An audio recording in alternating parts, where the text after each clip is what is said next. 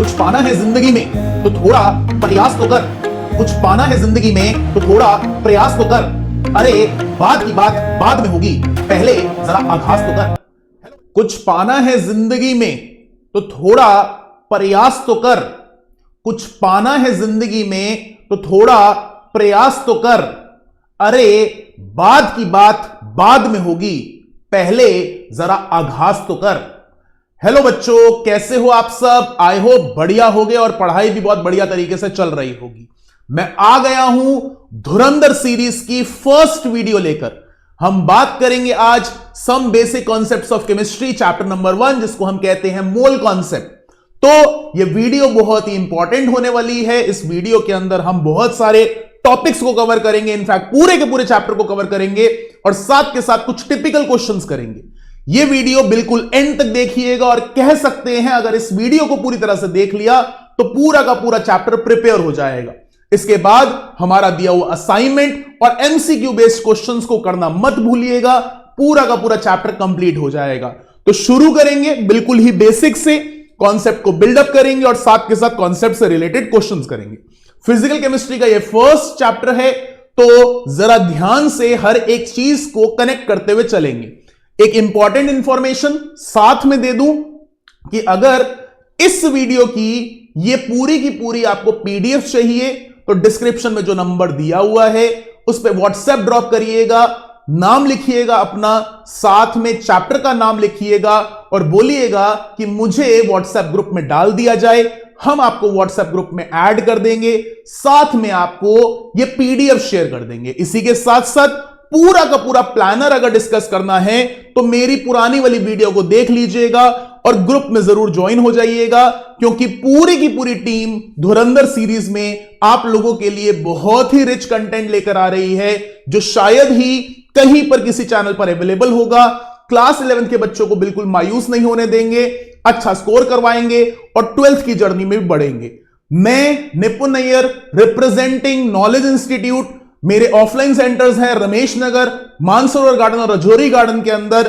साथ के साथ मैं ऑनलाइन बहुत सारे प्लेटफॉर्म्स में आपको दिखाई देता हूं, फिर चाहे सीबीएसई की कोचिंग हो, जेईई मेंस की, नीट की या सीयूईटी की, मैं सब चीजों की कोचिंग या प्रिपरेशन साइकिल को मेंटेन करता हूं आप लोगों के लिए। तो यहां पर हम शुरू कर रहे हैं some basic concepts of chemistry.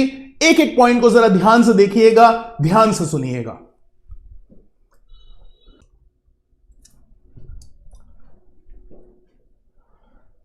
Chemistry की बातचीत शुरू होती है वर्ड मैटर से। Matter is anything that occupy space and has mass. Matter को अगर हम क्लासिफाई करें तो दो तरीके से क्लासिफाई करा जा सकता है, as physical classification and chemical classification.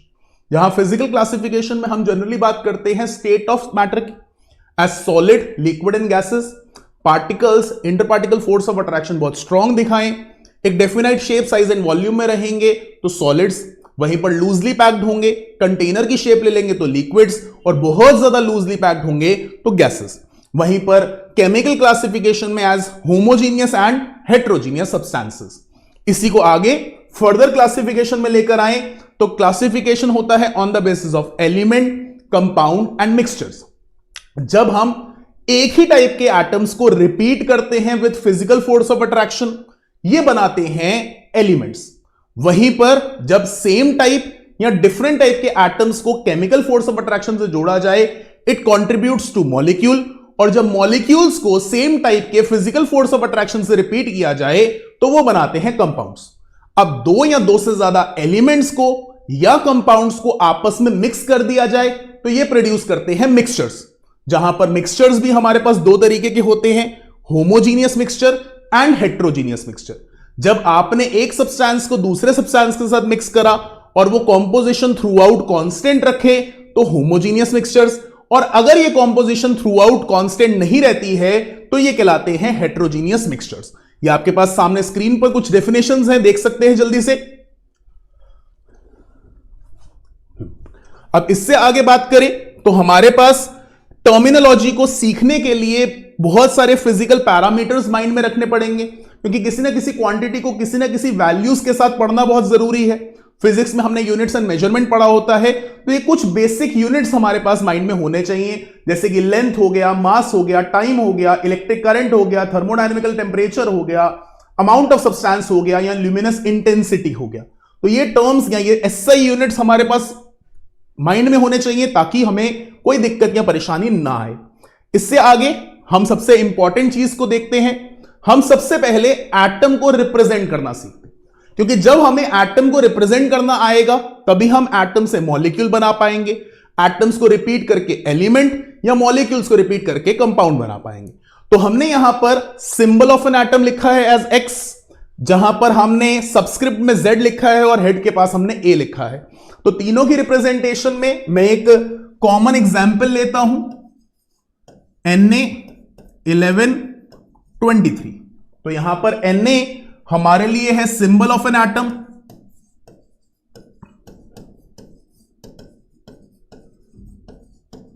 वहीं पर 11 हो गया हमारे लिए atomic number, Z which is equal to number of protons. अगर हम बोलें if an atom has zero charge, तो उस केस में Z is equal to number of protons is equal to number of electrons. और अगर हमारे पास कुछ चार्ज है, एटम हैज सम चार्ज, तो ये पॉजिटिव भी हो सकता है और नेगेटिव भी। तब आप कॉमनली इनको आयन बोलते हैं एज कैटायन एंड एनायन, जहां पर कैटायन में number of protons number of electrons से ज्यादा होते हैं, वहीं पर एनायंस में number of protons number of electron से कम होते हैं। हालांकि एटम ईदर लूजेस और गेन इलेक्ट्रॉन, तो प्रोटॉन नंबर बदलता नहीं है। तो हमारे लिए एटॉमिक नंबर और number of protons do not change, लेकिन नंबर ऑफ इलेक्ट्रॉन्स बदलते हैं, जिसकी वजह से आप कैटायन और एनायन बनाते हैं। ये तो बात थी Z की। अब इंपॉर्टेंट बात आती है A की, क्योंकि A में अक्सर बच्चा कंफ्यूज होता है, परेशान होता है, तो ध्यान से देखिएगा। A, इसको हम सबसे पहले तरीके से रिप्रेजेंट करते हैं एज मास नंबर, और कह सकते हैं फॉर्मल मास। यानी जो हमने हेड पर लिखा है, जैसे कि सोडियम का ही एग्जाम्पल ले लें, 23 is equal to sum of protons and neutrons. दूसरा तरीका हमारे पास होता है एज एटॉमिक मास, यानी मास of one atom measured in mu. और जहां पर अगर मैंने लिखा है सोडियम का, तो mass of one atom of sodium is equal to 23 mu. और इसी तरह से तीसरा हमारे पास होता है ग्राम एटॉमिक मास। जब हम इतने मास वाले 6.022 इंटू 10⁻23 एटम्स ले लेते हैं, तो इनका मास ग्राम्स में जो आता है उसको बोलते हैं ग्राम एटॉमिक मास। तो यहां पर सोडियम के जो हेड पर 23 लिखा है, उस 23 को मैं प्रोटॉन्स और न्यूट्रॉन्स का सम रिप्रेजेंट कर सकता हूं। मैं इसी 23 को म्यू में रिप्रेजेंट करूं तो मास ऑफ वन एटम, और यही 23 ग्राम हो जाए तो ये हो जाएगा mass of 6.022 into 10⁻23 atoms of same species. तो सेम स्पीशीज यानी सोडियम की बात की जा रही है। तो डेफिनेटली हमारे लिए ग्राम और म्यू में रिलेशन भी होगा, तो 1 mu equals to nearly 1.6 into 10⁻24 grams, यानी इतना छोटा होता है। मेजरिंग क्वांटिटी हमें इस्तेमाल में आती है। अब इसी से आगे हम बढ़े तो हम लोग मॉलिक्यूल्स प्रोड्यूस करते हैं। मॉलिक्यूल क्या है? Molecule is a cluster of 2 और मोर देन 2 एटम्स। तो अगर मैं सिर्फ 2 एटम्स को जोड़कर एक मॉलिक्यूल बना रहा हूं तो 2 एटम्स का मास सम करूंगा तो एक मॉलिक्यूल का मास, और जो 2 एटम्स हैं उनका 6.022 × 10⁻23 एटम्स लूंगा तो ये कितने मॉलिक्यूल बनाएगा? 6.022 × 10⁻23, तो उतने मॉलिक्यूल्स का मास। तो यहां पर जो हमने एटम्स के लिए कहानी लिखी वही मॉलिक्यूल्स के लिए आ जाती है। तो मॉलिक्यूल्स के लिए जब हम बात करते हैं, फॉर एग्जाम्पल H2SO4, तो हमारे लिए अगर बोला जाए तो इसमें 2 हाइड्रोजन हैं, 1 सल्फर है, 4 ऑक्सीजन है। तो यहां पर 2 × 1 + 1 × 32 + 4 × 16, इसको आप 98 म्यू लिख सकते हो, और इसी तरह से आप इसको 98 ग्राम लिख सकते हो। जब आपने म्यू लिखा तो म्यू के लिए यह हो जाएगा मास ऑफ 1 मॉलिक्यूल, यानी मॉलिक्यूलर मास, और वहीं पर 98 ग्राम हो जाएगा mass of 6.022 × 10⁻23 molecules of H2SO4, जिसको हम लोग बोलते हैं मोलर मास या ग्राम मॉलिक्यूलर मास। ये हमारे पास बातचीत आई। अब इसी बातचीत से ये वर्ड जो सा है 6.022 × 10⁻23, इसको हमने बोला एज 1 एवोगाड्रोस नंबर, और ये किसके बराबर था? 6.022 × 10⁻23। इसी को फर्दर हम लोग आगे चलकर इस्तेमाल करते हैं और एक टर्म देते हैं 1 मोल। 1 मोल means it includes 6.022 × 10⁻23 units of countable entity। तो यहां से हमने कुछ फॉर्मूला निकाला, number of moles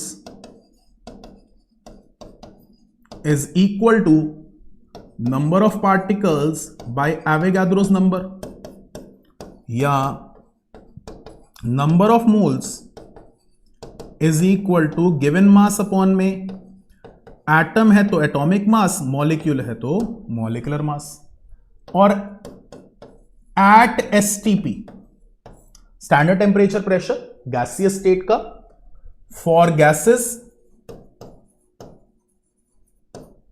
number of moles is equal to given volume upon में वॉल्यूम इन,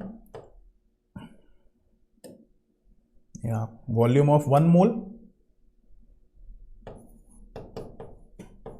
जो कि है 22.4 लीटर। तो ये कुछ फॉर्मूलाज हम लोगों ने निकाले जो कि हमारे लिए काफी हेल्पफुल रहेंगे और यूज में भी आएंगे। इन्हीं फॉर्मूलाज के रिलेशन के तौर पर हमने कुछ स्टैंडर्ड टर्म्स लिखी, जैसे कि अगर मुझे मास गिवन हो, मास को मैं मॉलिक्यूलर मास से डिवाइड कर लूं तो मैं मोल्स निकाल लूंगा, या मैं मोल्स को मॉलिक्यूलर मास से मल्टीप्लाई कर दूं तो मास आ जाएगा। सिमिलरली मोल्स को मैं अगर एवोगाड्रोस नंबर से मल्टीप्लाई कर दूं तो नंबर ऑफ पार्टिकल्स आ जाएंगे, और इसी तरह से नंबर ऑफ पार्टिकल्स को मैं एवोगाड्रोस नंबर से डिवाइड कर दूं तो मोल्स आ जाएंगे। लाइकवाइज किसी भी वॉल्यूम को अगर मैं एसटीपी की वॉल्यूम से 1 मोल के लिए 22.4 से डिवाइड कर दूं तो मोल्स आ जाएंगे, या मोल्स को इससे मल्टीप्लाई कर दूं तो ये आ जाएगा, लेकिन ये बातचीत कब रहेगी? एसटीपी पर। तो ये हमारे लिए एक फंडामेंटल सी बातचीत बनती है। जल्दी से देखेंगे इसको और फिर इससे आगे कुछ क्वेश्चंस लेकर चलते हैं। चलिए अब इससे आगे क्वेश्चन देखते हैं। क्वेश्चन अच्छा है, calculate the number of atoms of the constituent element in 53 grams of Na2CO3। तो सबसे पहले तो हम लोग मॉलिक्यूलर मास निकाल लें।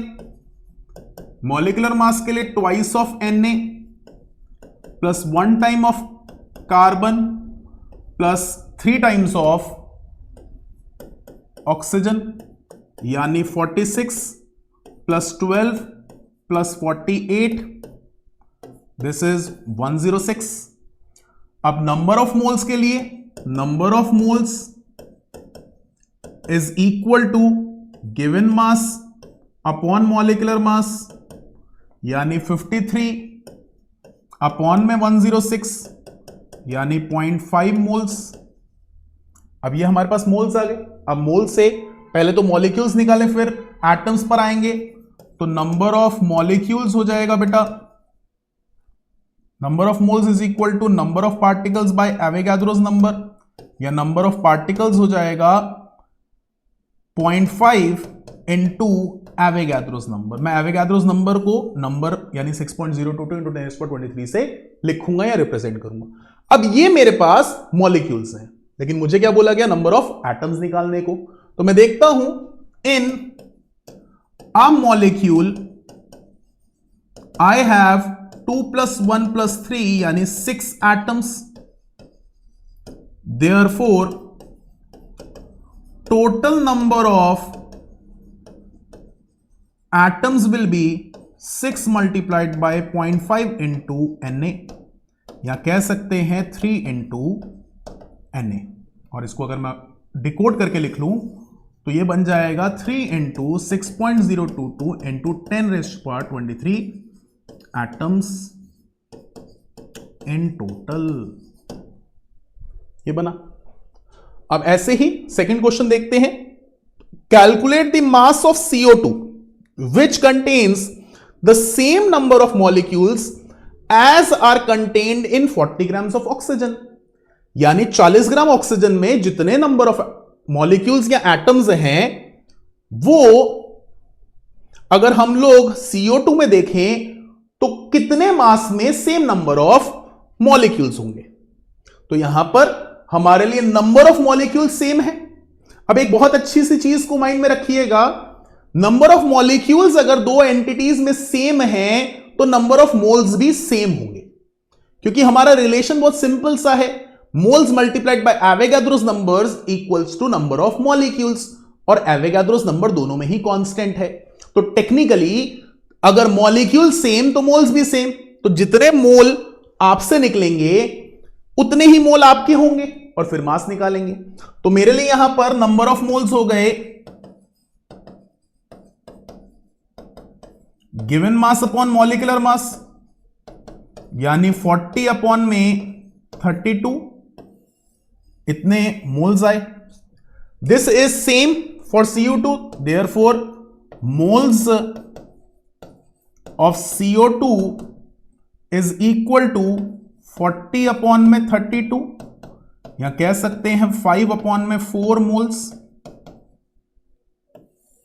अब इससे मास निकालें तो number of moles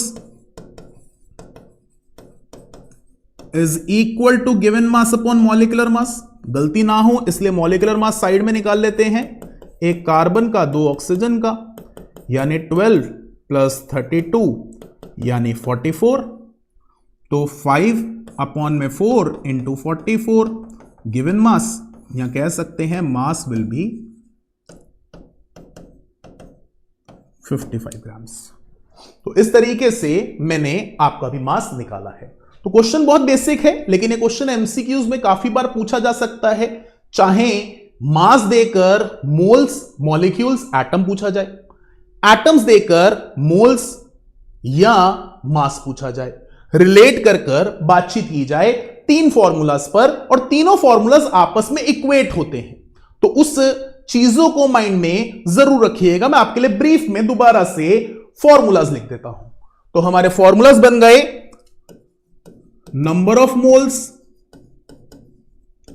is equal to given mass upon में एटम है तो एटॉमिक मास, मॉलिक्यूल है तो molecular mass, is equal to number of particles by Avogadro's number is equal to given volume upon में 22.4 litre, लेकिन सिर्फ किसके लिए, एसटीपी और गैस के लिए।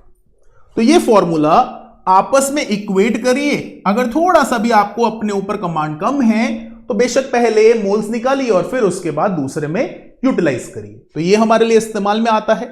इससे आगे बढ़ते हैं, ध्यान दीजिएगा, इंपॉर्टेंट चीजें हैं। तो पहले देखिए, जल्दी से कॉपी करिए। चलिए इससे आगे बढ़ते हैं। हमें मोल के बारे में पता चल गया है और ये क्वेश्चन को भी देख लेते हैं एक बार।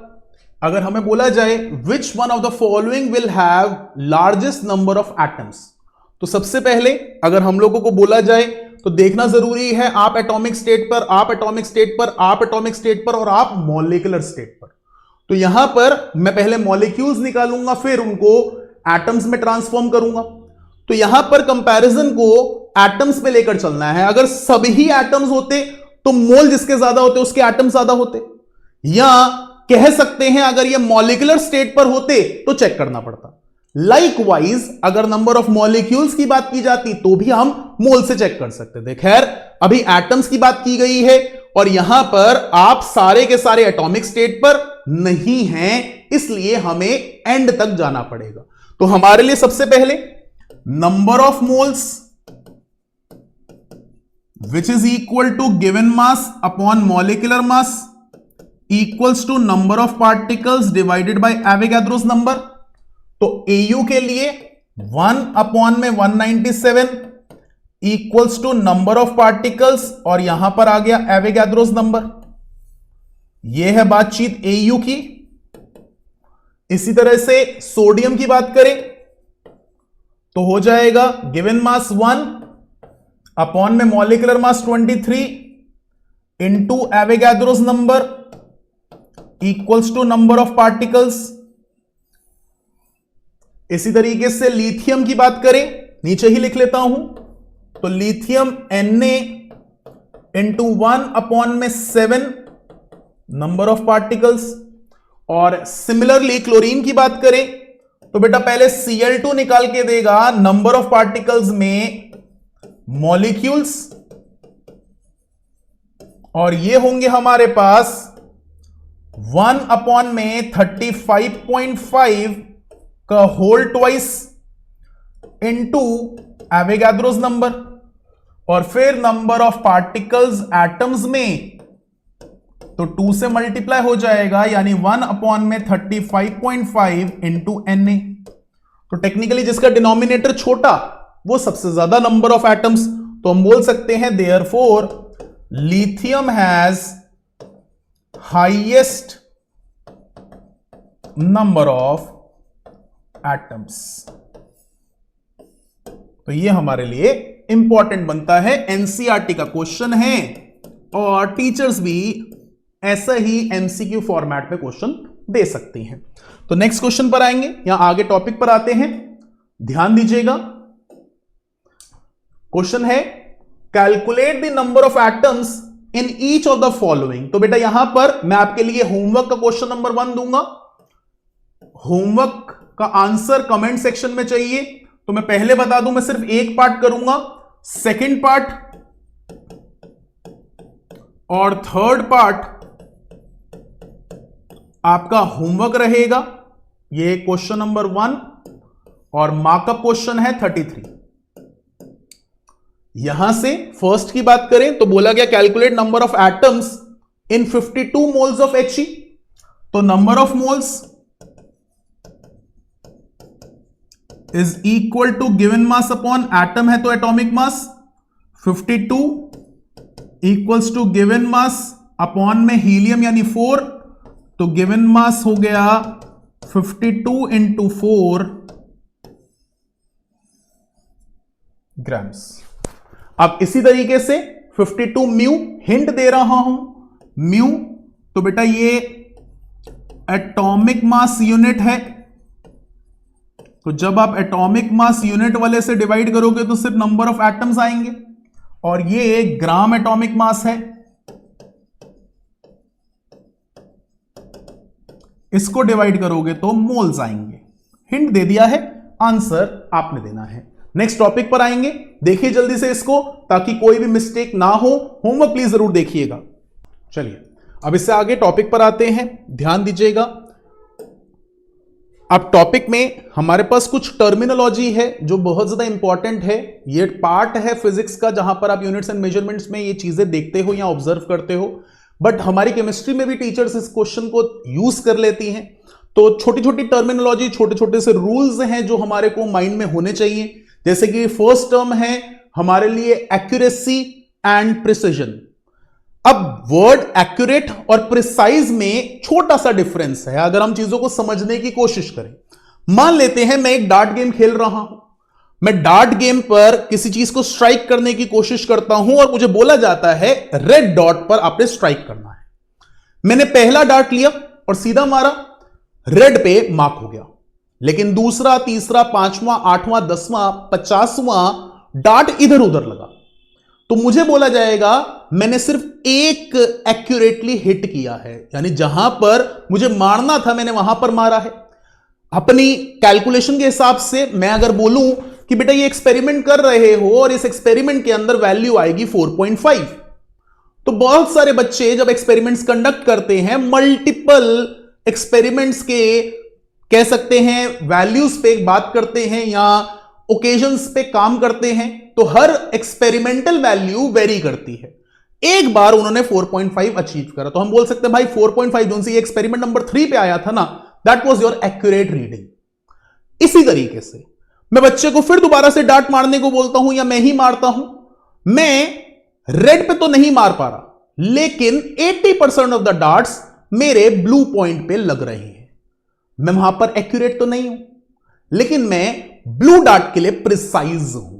यानी एक ही जगह पर जब बहुत सारे आउटकम्स मुझे मिले, या कह सकते हैं जब एक्सपेरिमेंट्स की बात आई, बच्चा कहता है सर आपने 4.5 बोला था, मेरे मोस्ट ऑफ द केसेस में 4.5 नहीं आ रहा, मोस्ट ऑफ द केसेस में मेरी वैल्यू 4.2 के आसपास आ रही है, बहुत ही क्लोज आ रही है, सिर्फ एक या दो बार 4.5 के आसपास आई है। तो मैं बोलूंगा बेटा तेरी जो सी कैलकुलेशंस हैं वो 4.2 के लिए प्रिसाइज हैं और जहां पर 4.5 के पास आई वहां एक्यूरेट है। तो लैंग्वेज को रीड करते हैं। If the average value of different measurements is close to the correct value, the measurement is said to be accurate. If the values of different measurements are close to each other and hence close to their average value, the measurement is said to be precise. अब यहीं पर हमें कुछ significant figures बोली जाती हैं, हमें एक नंबर दे दिया जाए, उसमें डेसिमल प्लेसेस हैं, उसमें होल नंबर है तो हमें सिग्निफिकेंट फिगर्स काउंट करने को बोला जाता है। सिग्निफिकेंट फिगर्स काउंट करने के लिए कुछ रूल्स होते हैं, जहां पर सबसे पहला रूल है all non zero digits as well as the zeros between the non zero digits are significant. तो मैंने 5004 लिखा है तो 4 सिग्निफिकेंट फिगर्स हैं। ऐसे zeros to the left of the first non zero digits in a number are non significant, यानी मैंने 0.05 लिखा है तो 5 से पहले जितने भी जीरोस हैं दे आर नॉट सिग्निफिकेंट। इसी तरह से if a number ends with a zero but these zeros are to the right of the decimal point, then these zeros are also significant. यानी डेसिमल के बाद मैंने जितने भी जीरो लगा दिए वो सारे सिग्निफिकेंट है। इसी तरह से if a number ends with in zero but these zeros are not to the right of the decimal point, these zeros may or may not be significant depending upon how you write it।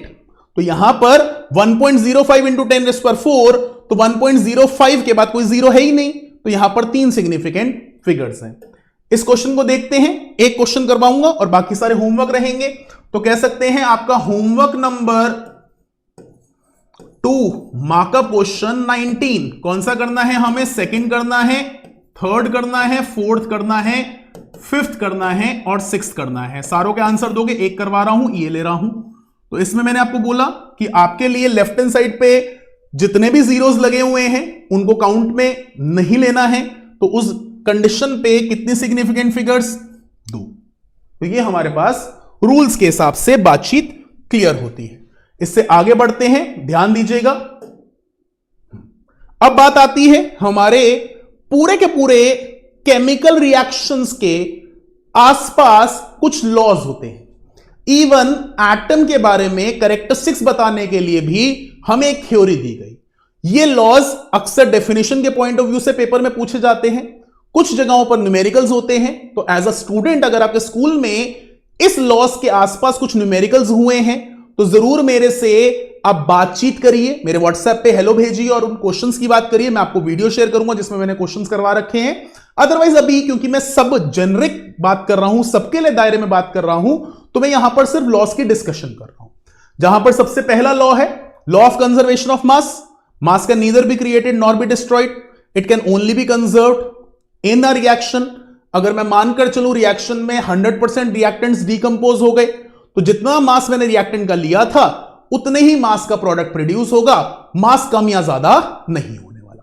Second, law of constant और definite proportion, यानी मैंने अगर किसी quantity को calcium carbonate बोल दिया और मुझे पता है कैल्शियम कार्बोनेट में कैल्शियम 40% रहता है, कार्बन 12% रहता है, ऑक्सीजन 48% रहता है, तो आप दुनिया के किसी भी कोने से कैल्शियम कार्बोनेट ले आए या किसी भी कोने से एक ऐसा सब्सटेंस लें जिसमें कैल्शियम, कार्बन और ऑक्सीजन की जो प्रोपोर्शन है वो मेरे दिए हुए प्रोपोर्शन के बराबर आता है, तो आप उसको कैल्शियम कार्बोनेट बोलेंगे।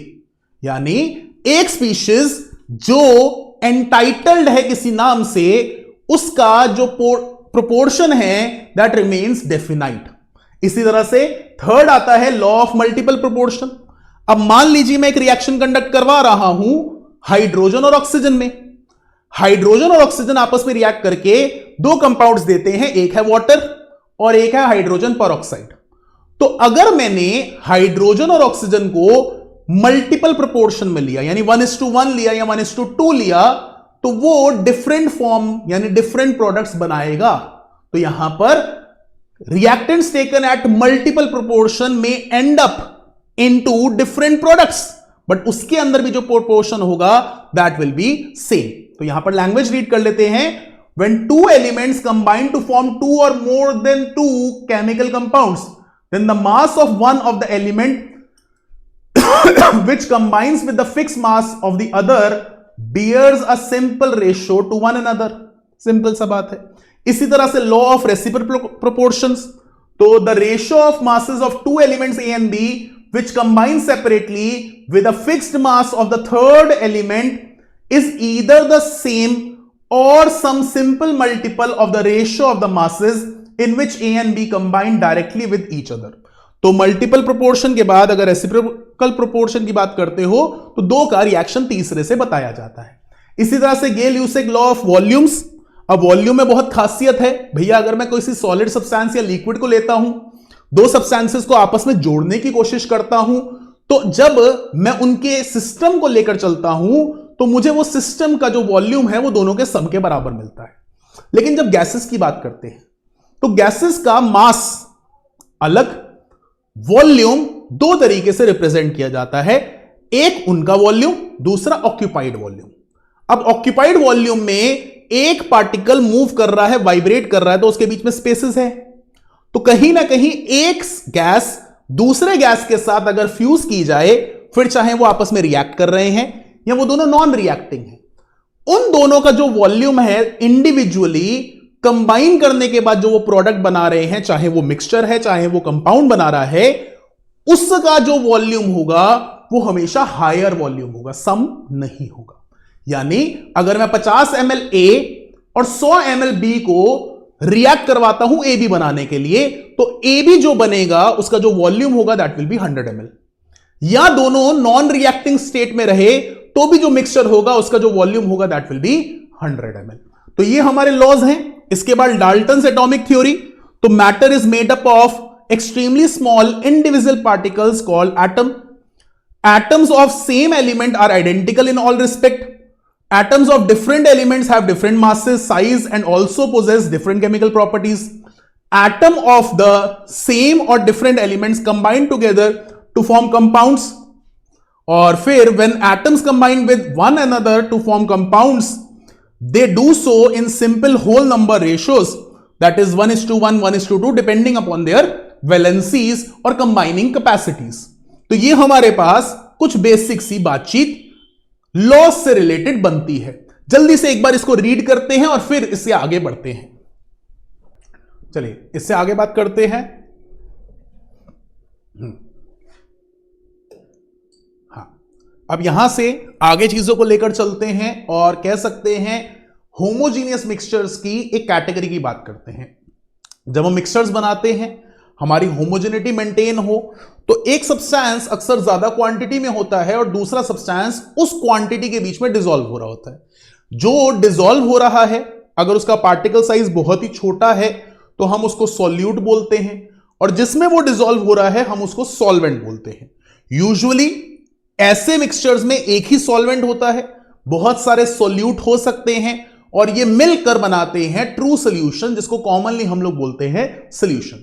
तो solution is a homogeneous mixture of two or more than two substances where one in major quantity provide spaces, उसको आप सॉल्वेंट बोलते हैं, और जो उन स्पेसेस में फिल होता है उसको आप सॉल्यूट बोलते हैं। अगर एक ही सॉल्यूट और एक ही सॉल्वेंट है तो it is a two component system, अगर दो सॉल्यूट है तो थ्री कंपोनेंट सिस्टम, पांच सॉल्यूट है तो सिक्स कंपोनेंट सिस्टम होगा। सॉल्वेंट हमेशा एक ही रहेगा। अब जितना आपने सॉल्यूट डाला है उसकी क्वांटिटी को अगर मैं किसी मैथमेटिकल एक्सप्रेशन से समझने की कोशिश करूं तो हम उसको नाम देते हैं कॉन्सेंट्रेशन। कंसंट्रेशन के बहुत सारे फॉर्मूलाज होते हैं, जहां पर mass by mass percent, mass by volume percent, volume by volume percent. दूसरी कैटेगरी में molarity, molality, mole fraction, parts पर मिलियन, साथ में नॉर्मेलिटी होता है। बट देन अगेन अभी हम नॉर्मेलिटी डिस्कस नहीं कर रहे हैं। जिस भी बच्चे के स्कूल में अगर नॉर्मेलिटी करवाया गया है या उसका क्वेश्चन करवाया गया है तो जरूर मुझे व्हाट्सएप करिएगा या कमेंट्स में लिखिएगा, मैं आपको लिंक शेयर कर दूंगा उस वीडियो का जिसके अंदर मैंने नॉर्मेलिटी की बात की है। तो यहां पर हम अगर फॉर्मूलाज को ध्यान दें तो सबसे पहले mass percent, mass of solute by mass of solution into 100, weight होगा तो weight of solute by weight of solution into 100, इसी तरीके से वॉल्यूम होगा तो volume of solute divided by volume of solution into 100। Second, molarity, number of moles of solute divided by volume of solution in litre, और litre को हम decametre cube भी लिखते हैं। Similarly molality, moles of solute divided by mass of solvent in KG. Mole fraction, अगर मैं दो component system मानूं तो मोल fraction of second is number of moles of second divided by number of moles of 1 + 2 and like by second का। यहां पर अगर आप यूनिट्स की बात करो तो आपका कोई यूनिट नहीं है, आपका यूनिट होता है मोल पर लीटर, जिसको हम मोलर लिखते हैं, और आपका यूनिट होता है मोल पर KG,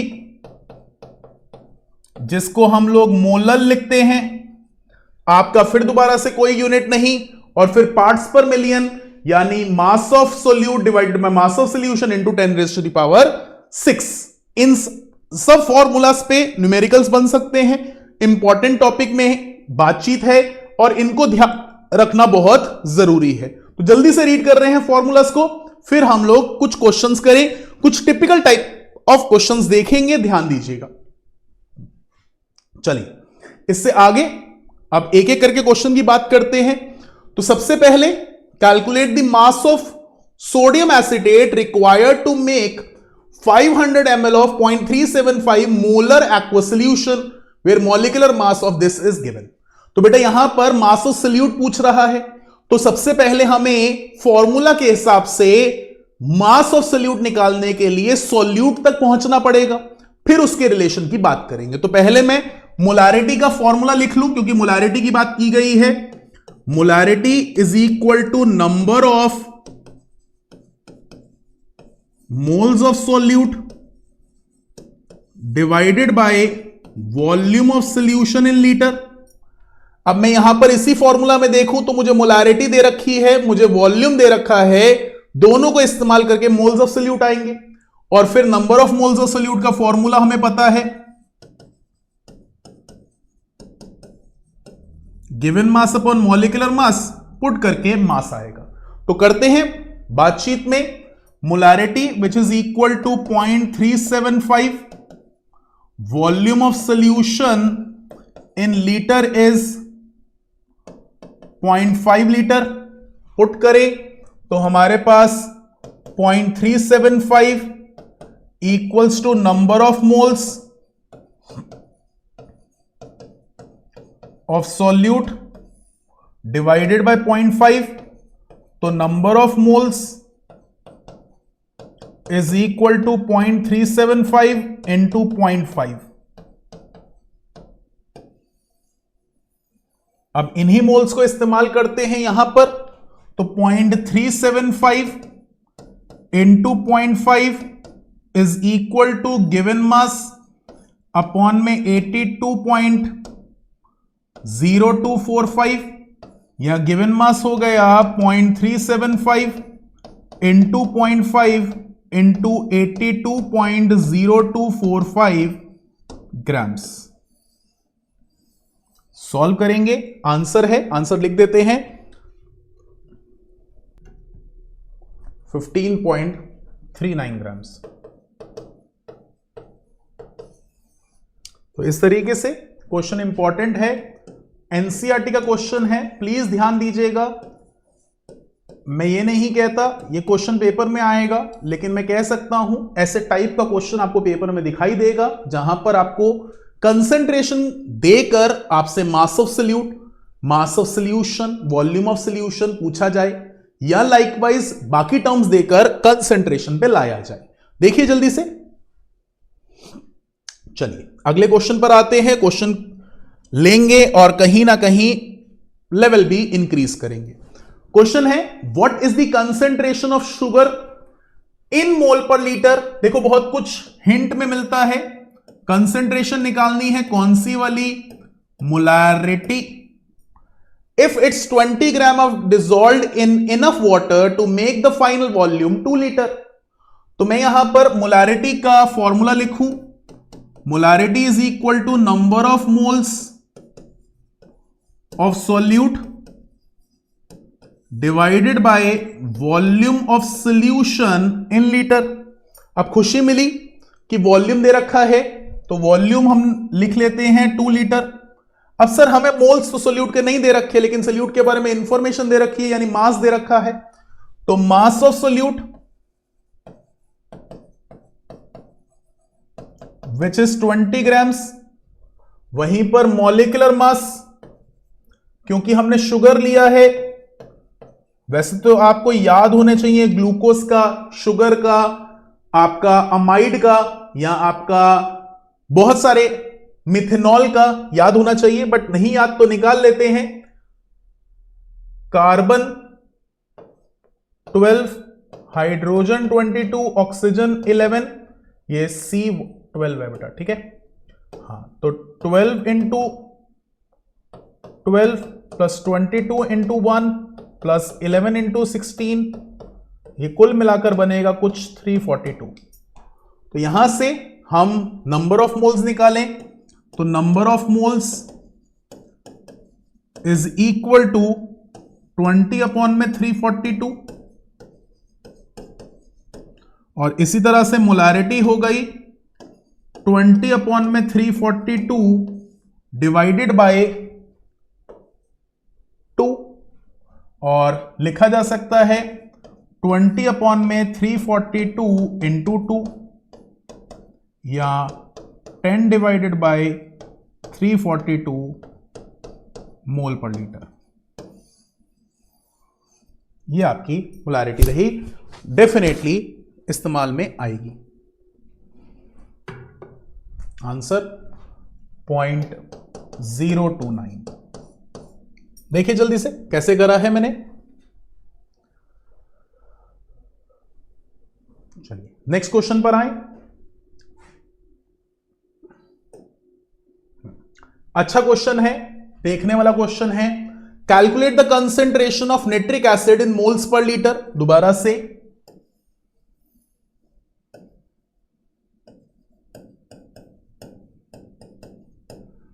in a sample which has density 1.41 gram per ml and mass percent of nitric acid being 69%।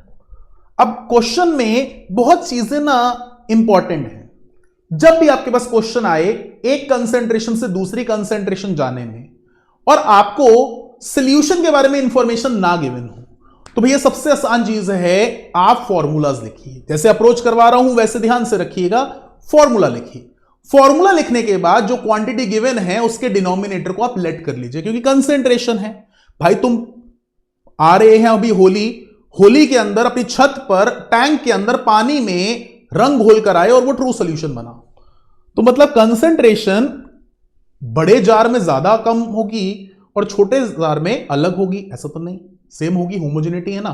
तो उस डायरेक्शन में आप कोई भी वॉल्यूम लेंगे उसके हिसाब से कंसंट्रेशन सोल्यूट के मोल्स आपको हेल्प दे देगी या कर देगी।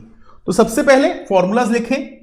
मोलैरिटी का formula number of moles of HNO3 divided by volume of solution in litre, ऐसे ही mass percent, mass of HNO3 divided by mass of solution into 100। Density भी लिख लेते हैं। तो density of solution is equal to mass upon में volume.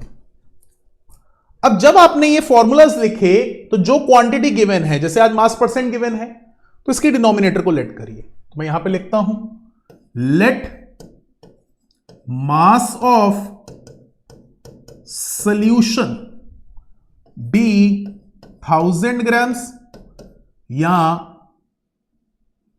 1 kg।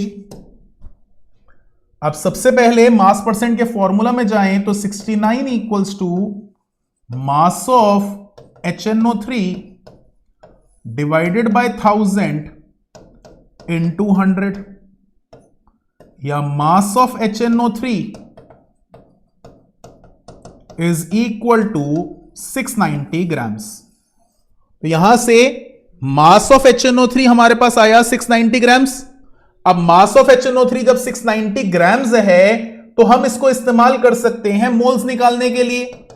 तो number of moles हो जाएंगे हमारे पास given mass upon molecular mass, और गिवन मास है हमारे पास 690 अपॉन में मॉलिक्यूलर मास अगर हम लोग पहले से निकाल लें तो मॉलिक्यूलर मास HNO3 का हो जाएगा 1 + 14 + 48 यानी 63।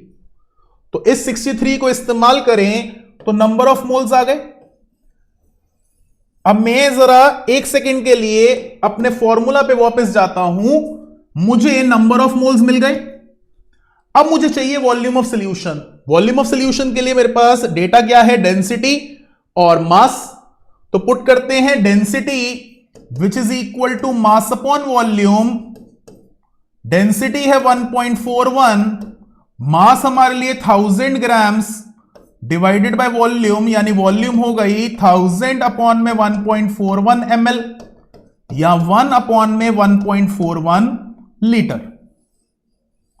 अब ये भी मेरे पास आ गया, मोल्स भी मेरे पास है। तो इस्तेमाल करते हैं, मोलैरिटी में पुट करते हैं। मोलैरिटी हो जाएगी 690 अपॉन में 63 डिवाइडेड बाय 1 अपॉन में 1.41। यहां लिख सकते हैं 690 अपॉन में 63 इंटू 1.41 मोल पर लीटर। वैल्यू निकालते हैं और अपने पास आंसर कुछ 15 के आसपास आएगा।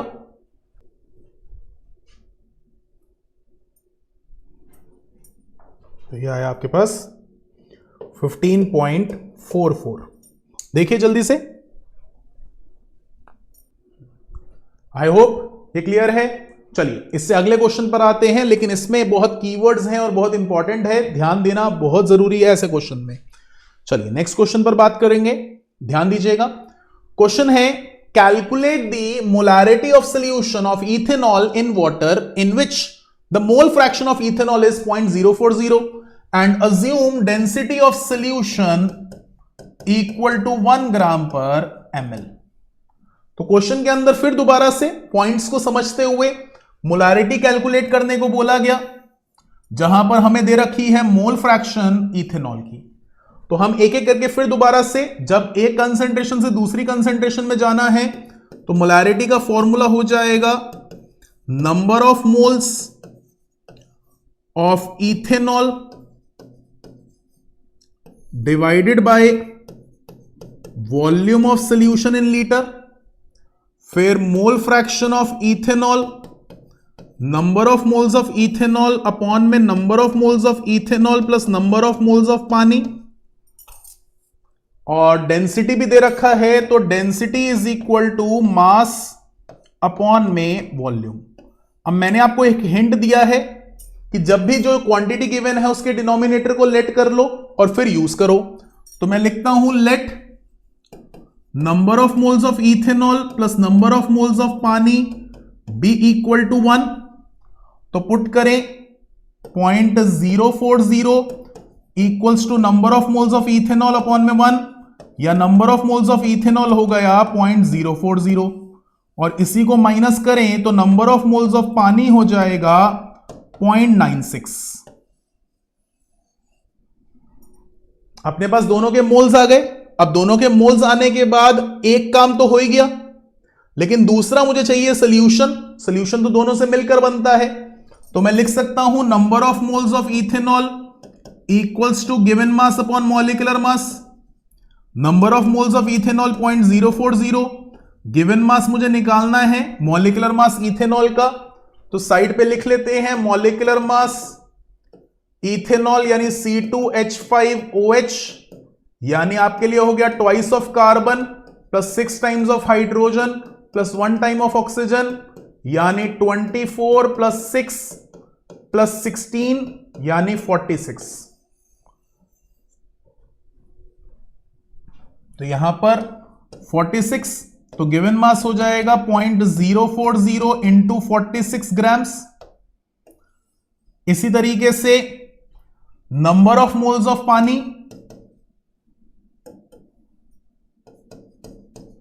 Is equal to given mass upon molecular mass 0.96 equals to given mass upon में 18, या गिवन मास हो जाएगा 0.96 इंटू 18 ग्राम्स।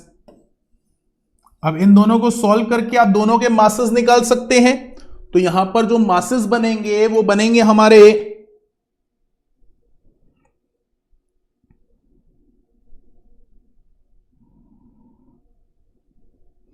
0.040 इंटू 46 यानी 1.84 ग्राम्स, और इसी तरीके से 0.96 इंटू 18 यानी 17.28 ग्राम्स। तो यहां पर मास ऑफ सॉल्यूशन बन गया 19.12 ग्राम्स, और फिर डेंसिटी इस्तेमाल करें तो वॉल्यूम ऑफ सॉल्यूशन बन जाएगी 19.12 ml। अब इसी चीज को यूज करते हुए मोलारिटी के फॉर्मूला में, तो molarity equals to number of moles of ethanol यानी 0.040 अपॉन में 19.12 इंटू 1000। तो यहां पर अगर हम सॉल्व करें तो हमारे पास 0.040 डिवाइडेड बाय 19.12 इंटू 1000, तो तकरीबन हमारे पास उनसी मोलारिटी आई, वो आई 2.09 मोल पर लीटर। तो प्लीज एरोस बना रहा हूं ताकि आप ट्रांजिशन समझ सके।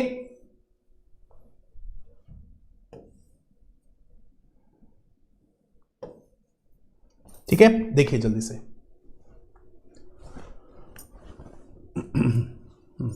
चलिए, यहां तक हमने बातचीत करी है। रिक्वेस्ट है आप लोगों से कि आप जो क्वेश्चंस करवा रहा हूं वो इंपॉर्टेंटली एक एक क्वेश्चन को सॉल्व करिए, साथ में असाइनमेंट करना बहुत जरूरी है। असाइनमेंट का कोई भी क्वेश्चन नहीं छोड़िएगा। इफ इन केस आपको लगता है कि असाइनमेंट के भी सोल्यूशन चाहिए तो डेफिनेटली मैं आपको दूंगा, बट इंपॉर्टेंट है असाइनमेंट में कोई भी पीडीएफ लेनी है या इवन इस क्लास की भी पीडीएफ लेनी है तो इस नंबर पर व्हाट्सएप करिएगा, ताकि आप लोगों को मैं उस ग्रुप पे डाल दूं जिसमें मैं ये पीडीएफ वगैरह सब कुछ शेयर करूंगा।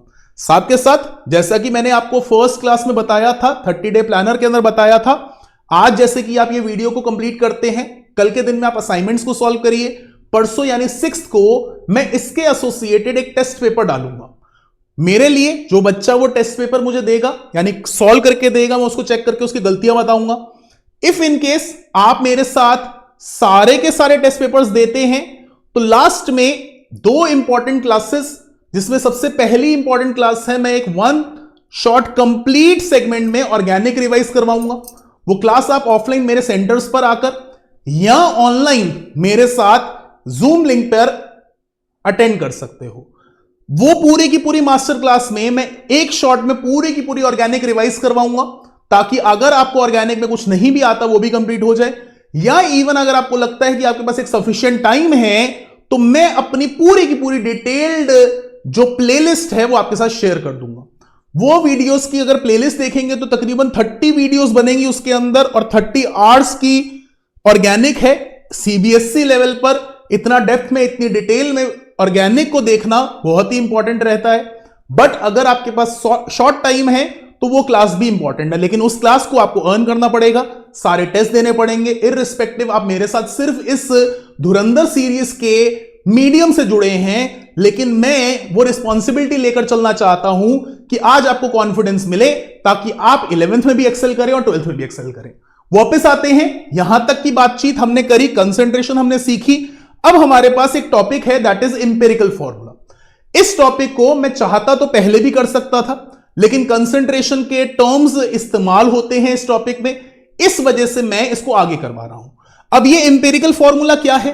तो बेटा हम लोग एक मॉलिक्यूल की बात करते हैं, उस मॉलिक्यूल में जितने भी टाइप ऑफ एटम्स इस्तेमाल हुए हैं वो एक रेशोज में आपस में बॉन्डेड है, लेकिन वो रेशो पॉसिबल है कि ऐसे नंबर्स में हो जिसको फर्दर सिंप्लीफाई किया जा सके। अगर मैं उसी रेशो को सिंप्लीफाई करूं तो यह जरूरी नहीं है उस रेशो पर मॉलिक्यूल बने, बट वो मोस्ट सिंप्लीफाइड रेशो कहलाती है इंपेरिकल रेशो। उस रेशो पे बनने वाला फॉर्मूला कहलाता है इंपेरिकल फॉर्मूला, और उसका जो मास होता है वो कहलाता है इंपेरिकल मास। तो ये इंपेरिकल्स आर मिनिमम पॉसिबल फॉर्म्स, वहीं पर इनको एक नंबर से मल्टीप्लाई कर दिया जाए तो आप मॉलिक्यूल बना लेंगे, और वो आपको मॉलिक्यूलर फॉर्मूला, मॉलिक्यूलर रेशो या मॉलिक्यूलर मास निकालने में हेल्प करेगा। तो फॉर्मूला हमारे पास कुछ रहेंगे माइंड में, इंपेरिकल मास, इंपेरिकल रेशो, इंपेरिकल फॉर्मूला, इन सबको मैं मल्टीप्लाई कर दूं ई फैक्टर से। बुक्स में एन फैक्टर भी बोला जाता है, बट बच्चा कंफ्यूज हो जाता है नॉर्मैलिटी में, इसलिए मैं ई फैक्टर लिखता हूं, is equal to molecular mass, molecular ratio और मॉलिक्यूलर फॉर्मूला। ये हमारे कुछ फॉर्मूलाज रहते हैं जिनको इस्तेमाल हमें करना है बहुत इंपॉर्टेंटली। कैसे करना है? ये एक पैटर्न रहेगा, 2 क्वेश्चन करवा रहा हूं, बहुत ही इंपॉर्टेंट क्वेश्चन है। एक क्वेश्चन तो आपके स्कूल की टीचर्स का बहुत ही फेवरेट क्वेश्चन होता है, एनसीईआरटी की बैक एक्सरसाइज का क्वेश्चन है वेल्डिंग गैस का। साथ में इसको लेकर चलूंगा, वेल्डिंग गैस में इनफैक्ट 2 चीजें यूज होंगी, तो वेल्डिंग गैस का क्वेश्चन बिल्कुल लास्ट में करवाऊंगा इसको इस्तेमाल करते हुए, लेकिन अभी एक शॉर्ट में एक क्वेश्चन करवा रहा हूं विच इज वेरी इंपॉर्टेंट। तो क्वेश्चन है, determine the empirical formula of an oxide of iron which has 69.9% of iron and 30.1% of oxygen by mass. मैं यहां पर ऑक्सीजन O लेकर चलूंगा ताकि कंफ्यूजन ना रहे। प्लीज ध्यान देना, इसका एक टेबल बनेगा और उस टेबल के हिसाब से ही सारी बातचीत आपने करनी है, कोई भी प्लीज बिना टेबल के बातचीत नहीं करेगा। तो यहां पर टेबल बनाने के लिए ध्यान दीजिएगा, हर एक बातचीत में कोई भी चीज या कोई भी बातचीत मिस ना हो किसी भी रीजन से।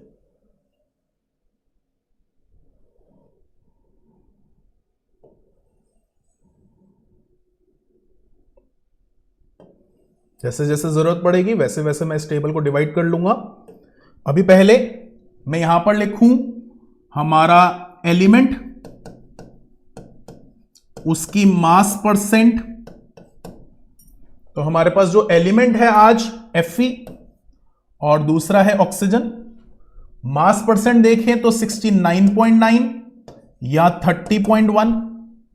फिर हम यहां पर लिखते हैं मोल्स, तो मोल्स का formula given mass upon atomic mass, यानी 69.9 अपॉन में आयरन की बात करें तो 56 और यहां 30.1 अपॉन में बात करें तो 16। इसको अगर हम लोग सॉल्व करेंगे तो मोल्स आ जाएंगे। प्लीज मैं मोल्स यहीं पर इक्विवेलेंट करके लिख रहा हूं ताकि आपको गलती या डाउट में चीजें ना रहें। तो यहां पर जो मोल्स बनेंगे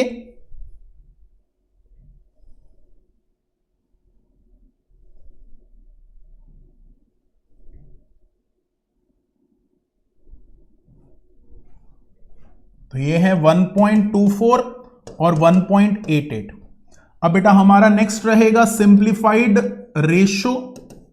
इसमें आपने क्या करना है, छोटे वाले टर्म से दोनों को डिवाइड करना है। तो 1.24 divided by 1.24 will be 1 and 1.88 divided by 1.24 is 1.5। अब मिनिमम पॉसिबल रेशो, जिसको हम इंपेरिकल रेशो बोलते हैं, कैसे निकलेगी, इसको राउंड ऑफ करके। अब दिक्कत क्या है, आप तो राउंड ऑफ नहीं हो सकते क्योंकि 1.5 हो, 1.99 होता 2 लिख लेते, 2.01 होता 2 लिख लेते, लेकिन ये तो नहीं हो सकती। तो इसको हम क्या करेंगे, दोनों को एक ऐसे नंबर से मल्टीप्लाई करेंगे कि दोनों होल टर्म्स में रहे। तो 1 मल्टीप्लाइड बाय 2, तो 1.5 मल्टीप्लाइड बाय 2, आप हो गए 2 और आप हो गए 3। तो हमारे लिए एम्पेरिकल रेशो बन गई Fe ऑक्सीजन की 2:3 और एम्पेरिकल फॉर्मूला बन गया Fe2O3। यह क्वेश्चन आपके सामने है, देखिए जल्दी से, कहीं पर भी कोई डाउट नहीं रहना चाहिए। चलिए बेटा अगले टॉपिक पर आते हैं, ध्यान दीजिएगा। बहुत ही इंपॉर्टेंट टॉपिक है और बहुत ही मजेदार टॉपिक है। टॉपिक का नाम है स्टोइचियोमेट्री एंड लिमिटिंग रिएजेंट। तो सबसे पहले वर्ड स्टोइचियोमेट्री को समझें। मुझे अगर एक बैलेंस्ड रिएक्शन आती है या मुझे पता है एक रिएक्शन को कैसे बैलेंस करना है, तो मैं अपने पूरे के पूरे टॉपिक को समझ पाऊंगा। यहां पर यह टॉपिक अक्सर बहुत सारे टीचर कंफ्यूजन में खराब कर देते हैं। बहुत सारे तरीके से ये टॉपिक को समझाया जाता है, बहुत सारे पैटर्न इस्तेमाल किए जाते हैं और सारे पैटर्न सही भी हैं, लेकिन मैं आप लोगों को इस टॉपिक का सबसे सिंप्लीफाइड वे सिखाने जा रहा हूं। ये बहुत ही सिंपल सा वे है, सिंपल सा पैटर्न है, और जिस बच्चे ने इसको एब्जॉर्ब कर लिया, भैया टॉपिक तो आपको लगेगा ही नहीं कि टॉपिक है। अब ये टॉपिक क्या है, मैं वापस आता हूं। मैंने कहा अगर आपको एक बैलेंस्ड इक्वेशन पता है तो रिएक्टेंट्स और प्रोडक्ट के साथ एक नंबर लिखा जाता है जिसको बोलते हैं स्टोइचियोमेट्रिक कोफिशिएंट, पता है। अगर आपको एक रिएक्शन बैलेंस करना आता है, आपको वो स्टोइचियोमेट्रिक कोफिशिएंट्स लिखना आता है, समझ जाइए टॉपिक हो गया। कैसे हो गया, एक एग्जांपल में समझाता हूं। मैं यहां पर लिखता हूं एक reaction N2 plus 3H2 gives 2NH3। हमारे जो कोफिशिएंट्स लिखे हुए हैं ये सारी कहानी पूरी कर देते हैं। क्या कोफिशिएंट्स हैं, 1, 3, 2। ये स्टोइचियोमेट्रिक कोफिशिएंट्स कुछ बोलते हैं, क्या बोलते हैं, ये कहते हैं N2 का 1 मोल H2 के 3 मोल के साथ रिएक्ट करता है 2 मोल अमोनिया बनाने के लिए। यानी for every 1 mole of N2 3 mole of H2 reacts to produce 2 moles of NH3। बस इतना ही है टॉपिक।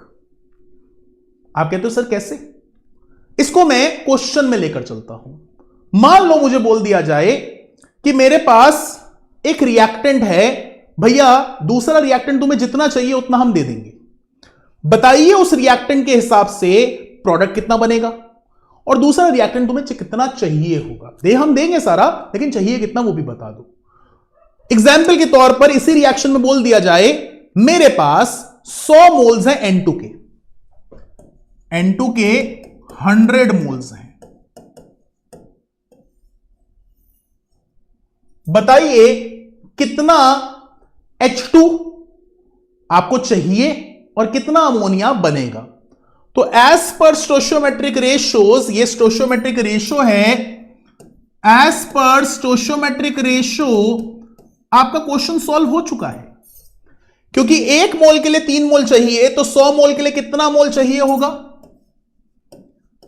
300 मोल्स ऑफ H2, और कितना अमोनिया प्रोड्यूस होगा, 200 मोल्स ऑफ अमोनिया।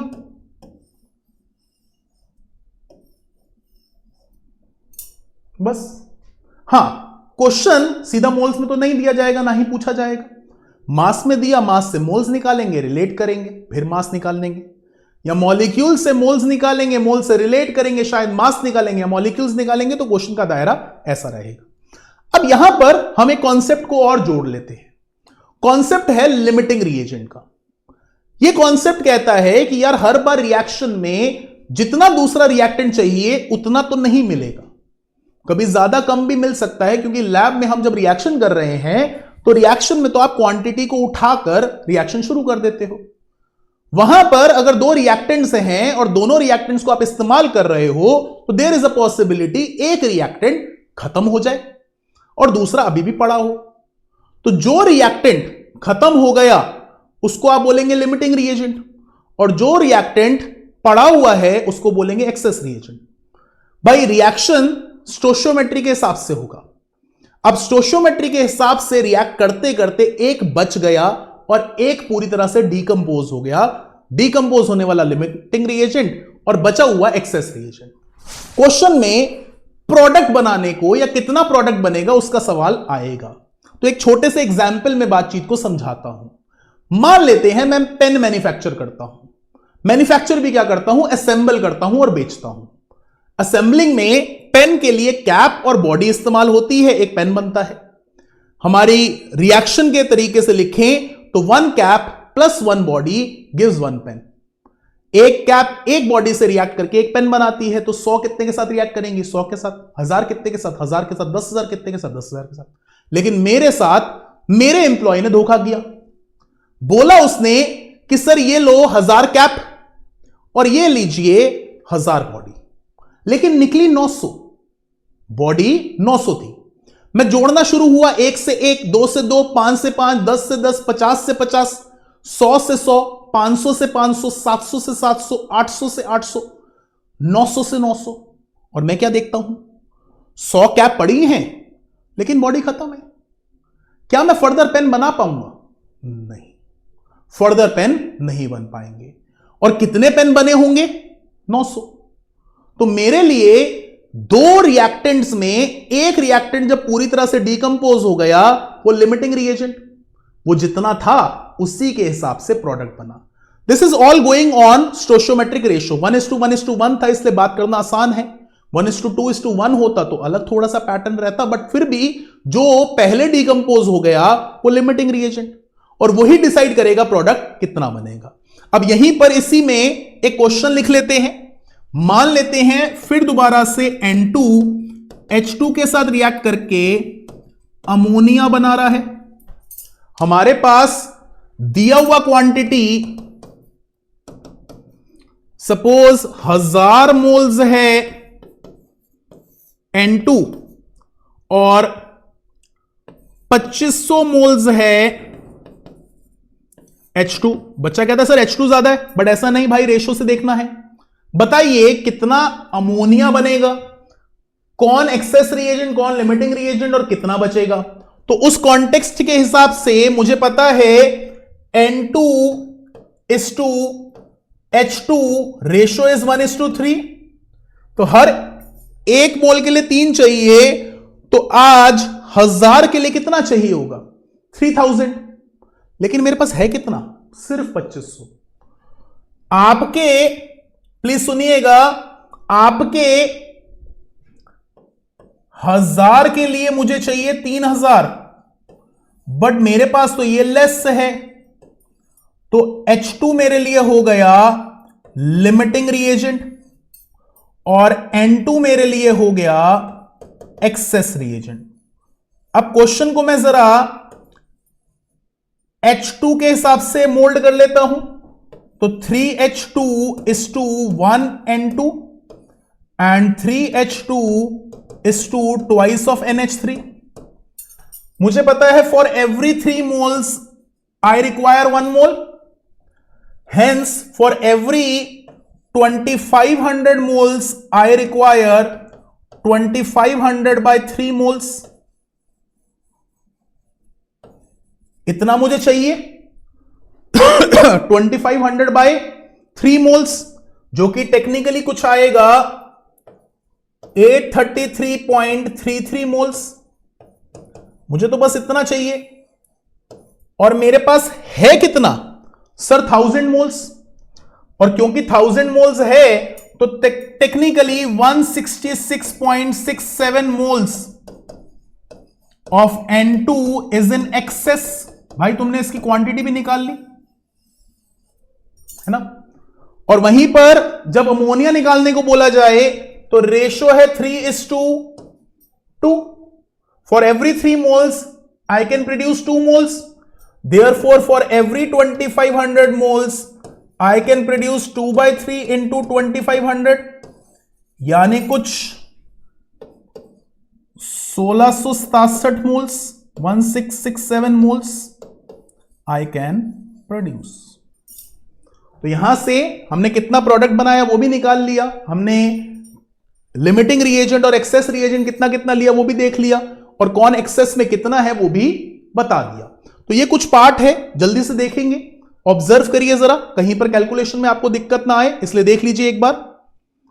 चलिए अब इसके क्वेश्चंस देखते हैं। पहले स्टोइचियोमेट्री का क्वेश्चन देखेंगे, फिर लिमिटिंग रिएजेंट का क्वेश्चन देखेंगे। ध्यान दीजिएगा, क्वेश्चन बहुत अच्छा है, बहुत इंपॉर्टेंट है, और साथ में कह सकते हैं आपकी एनसीईआरटी का है। तो क्वेश्चन का टाइप प्लीज समझिएगा। क्वेश्चन दो चीजों से मिलकर बना है, इसलिए ध्यान देना बहुत जरूरी है। क्वेश्चन कहता है कैल्शियम कार्बोनेट की रिएक्शन है HCl के साथ, कितना मास CaCO3 का रिक्वायर्ड होगा पूरी तरह से 25 ml 0.75 मोलर HCl सॉल्यूशन के साथ रिएक्ट करने के लिए। तो भाई रिएक्शन तो सर मोल्स में होता है। अब मोल्स में होता है, यहां पर कंसंट्रेशन और वॉल्यूम दे रखा है, तो मोल्स निकालना जरूरी है। तो दो टाइप लग गए। सबसे पहला molarity, number of moles of HCl divided by volume of solution in litre. तो यहां पर मोलैरिटी है 0.75 equals to number of moles divided by volume of solution in litre. तो नंबर ऑफ मोल्स हो गए 0.75 इंटू 25 अपॉन में 1000।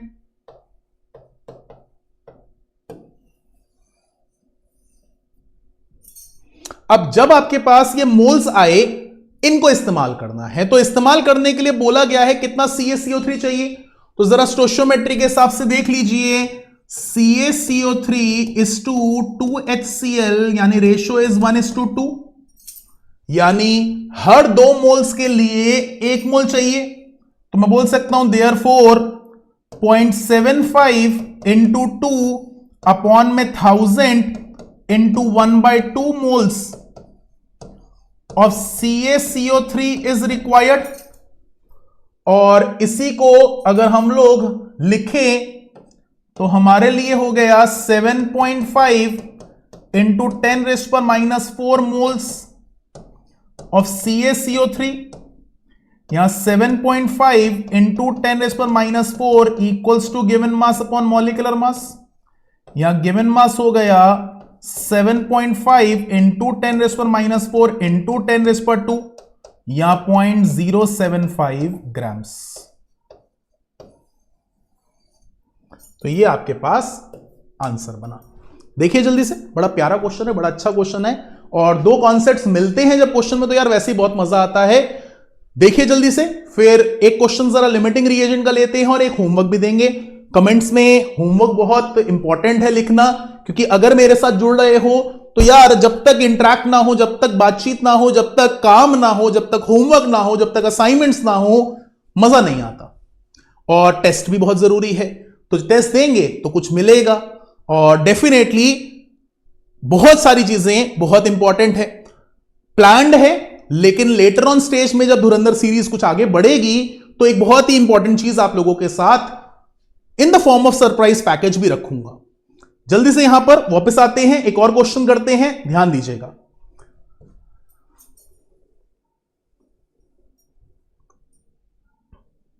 चलिए, तो क्वेश्चन यहां पर ऑब्जर्व करते हैं। क्वेश्चन आपके एनसीईआरटी से, in a reaction A+B2 gives AB2, identify the limiting reagent if any in the following mixtures.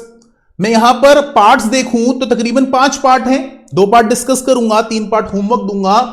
चलिए रैंडमली पहले ही मार्क कर लेते हैं फर्स्ट पार्ट, और 4th पार्ट में डिस्कस कर रहा हूं, और आपने बाकी पार्ट्स तो मैं यहां पर लिख दूं क्वेश्चन 3 मार्कअप क्वेश्चन 23 और पार्ट आपने जो उनसे करने हैं वो करने हैं सेकेंड, थर्ड और फिफ्थ।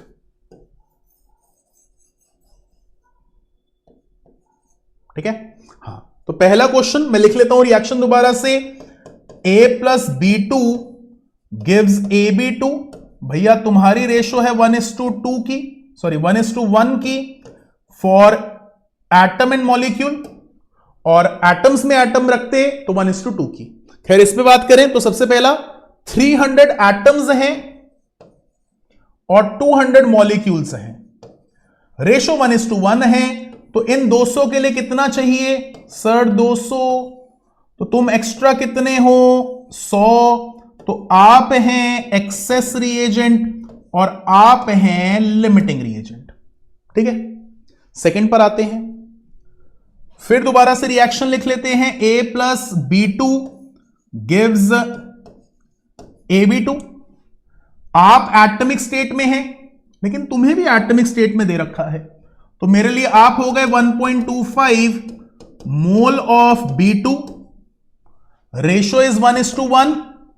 तो आपके 1.25 के लिए मुझे तो आपके 1.25 ही चाहिए, लेकिन है कितने मेरे पास? 5।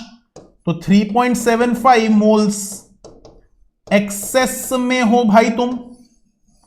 तो फिर दोबारा से आप हुए एक्सेस रिएजेंट और आप हुए लिमिटिंग रिएजेंट। देखिए जल्दी से, चलिए इससे अगला क्वेश्चन भी देखेंगे। देख सकते हैं फाइल शेयर है, फाइल रहेगी भैया, बार बार बात कर रहा हूं, नंबर आपके पास है तो फाइल मिल जाएगी पूरी की पूरी, कोई स्क्रीनशॉट लेने की जरूरत नहीं है, कुछ भी ऐसा करने की जरूरत नहीं है। कनेक्ट करिए नंबर पर, जरूरत आपकी है, बिल्कुल फाइल मेरे साथ लेके चल सकते हैं। नेक्स्ट क्वेश्चन ध्यान से देखना, इंपॉर्टेंट क्वेश्चन है। क्वेश्चन कहता है dinitrogen and dihydrogen react with each other to produce ammonia according to the chemical equation. Calculate the mass of ammonia if this much dinitrogen reacts with this much dihydrogen, और फिर unreacted limiting reagent access reagent बताना है।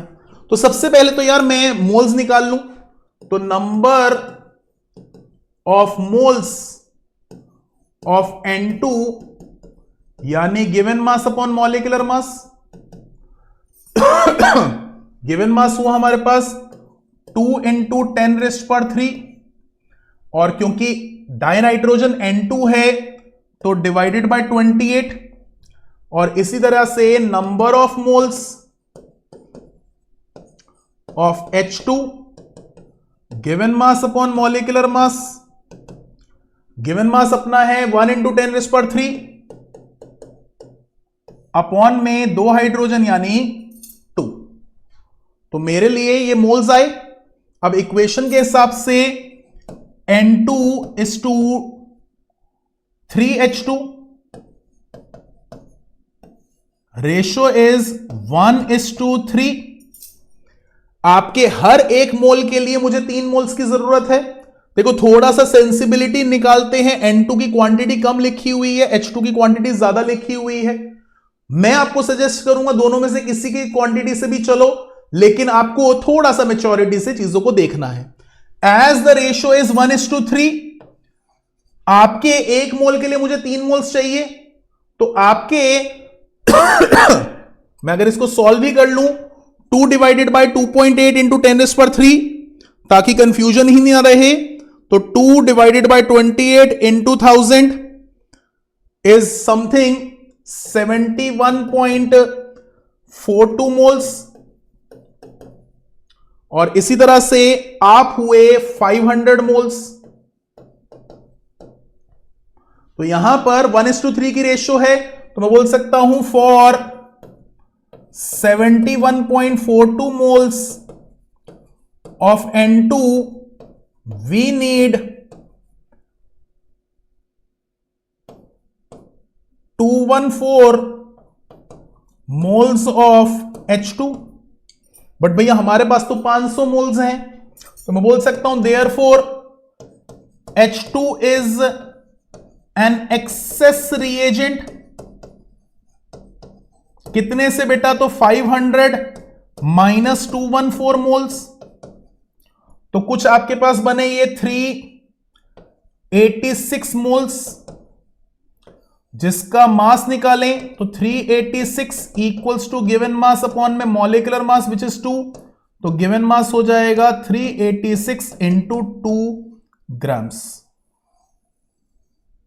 ये बना हमारे लिए access वाला, और लॉजिकली N2 हमारा लिमिटिंग रिएजेंट है, तो N2 is to 2NH3, ratio is 1:2, 1:2 का मतलब है 71.42 से हमें बनेंगे 142.84 moles,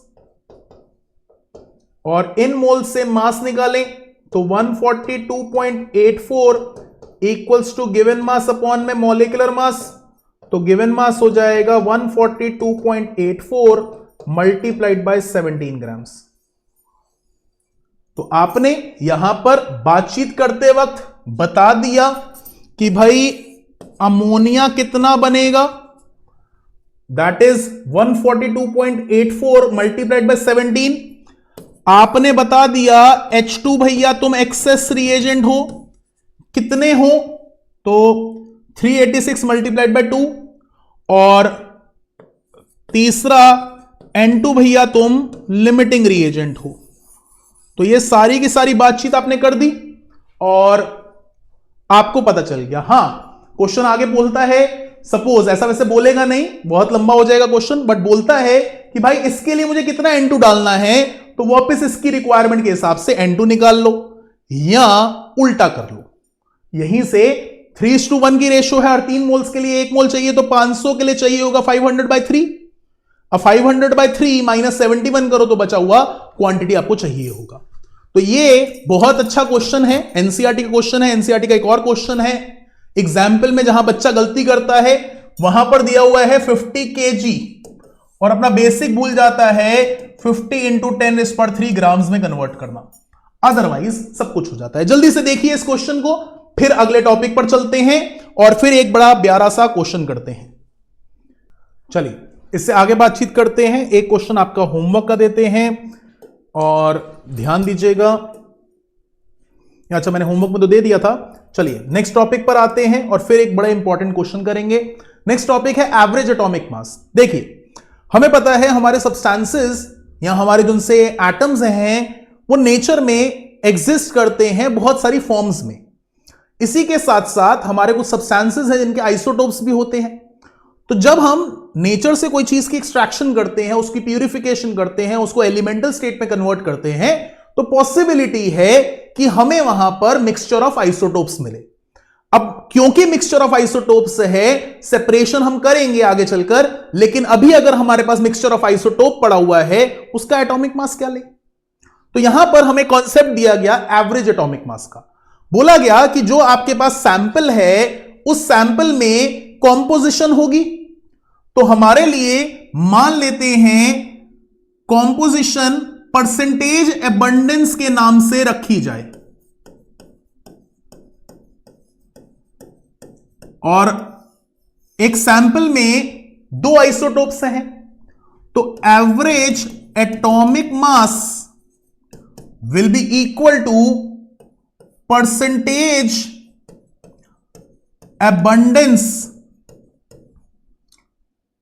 of first isotope multiplied by atomic mass of that isotope plus percentage abundance of second isotope multiplied by atomic mass of second isotope divided by 100।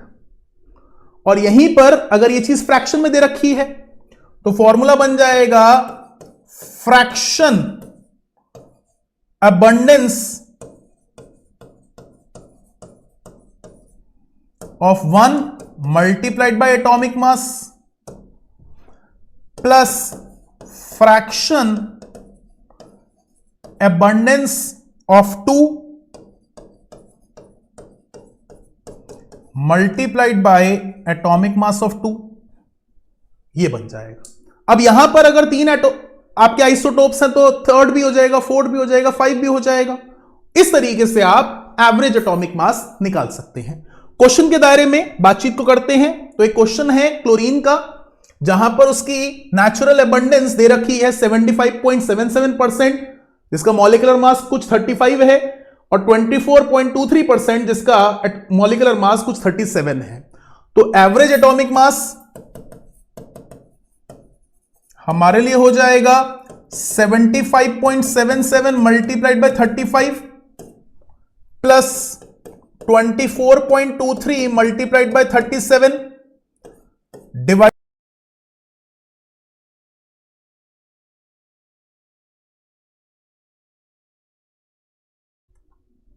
यहां पर जो सा आंसर बनेगा वो बनेगा 35.48। तो ये इस तरीके से क्वेश्चन बनता है और इसी पैटर्न पे पूछा जा सकता है। अब आते हैं नेक्स्ट क्वेश्चन पर, और कह सकते हैं बड़ा ही इंपॉर्टेंट क्वेश्चन है, बहुत सारे पार्ट्स को लेकर जोड़कर बनता है ये क्वेश्चन। रीड करते हैं और समझते हैं। पहली चीज जो समझाने की बात करूं, क्वेश्चन की रीडिंग बहुत इंपॉर्टेंट रहती है। आपके पास कहीं पर मॉलिक्यूलर फॉर्मूला देने को बोला जाए तो समझ जाइएगा भैया टेबल तो बनना ही बनना है। अब उसके साथ एसोसिएटेड चीजें, क्योंकि टेबल में आप मोल्स निकालते हैं तो मोल्स के लिए या तो आपके पास डेटा गिवन होगा मोल्स निकालने के लिए डायरेक्टली और इनडायरेक्टली, तो वो भी हेल्प करेगा। तो जरा एक एक करके रीड करते हैं। क्वेश्चन बोलता है welding gas contains carbon and hydrogen only, burning a small sample of it in oxygen gives 3.38 grams of carbon dioxide and 0.690 gram of water and no other products. A volume of 10 liter of this welding gas is found to weigh 11.6 grams. Calculate empirical formula, molecular formula and molecular mass. अब देखो बेटा, हम जब empirical word लिखते हैं तो कहीं ना कहीं हम कार्बन और हाइड्रोजन में रेशो लेते हैं। मान ले कार्बन और हाइड्रोजन रिएक्ट नहीं करे, बाद में जोड़कर रिएक्ट करा देंगे। क्योंकि मान लेते हैं कार्बन और हाइड्रोजन रिएक्ट नहीं करे, हमारे लिए जो ये वेल्डिंग गैस है ये कैरी क्या कर रहा है, कार्बन और हाइड्रोजन। अब इसमें जो डेटा दे रखा है वो सबसे पहला डेटा है कि भैया एसटीपी पर हमारा 10 लीटर का गैस 11.6 ग्राम्स वे करता है। तो हमारे लिए नंबर ऑफ मोल्स का formula, number of moles is equal to given mass upon given volume upon में 22.4।